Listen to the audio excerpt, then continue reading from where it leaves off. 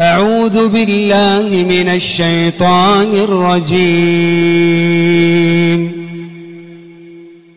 بسم الله الرحمن الرحيم.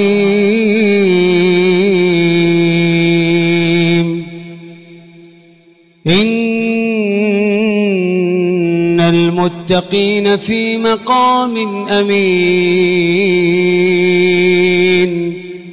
في جنات وعيون يلبسون من سندس واستبرق متقابلين كذلك وزوجناهم بحور عين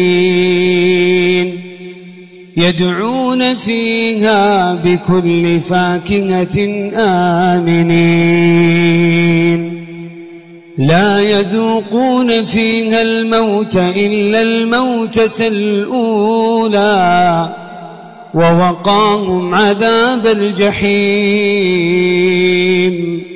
فضلا من ربك ذلك هو الفوز العظيم.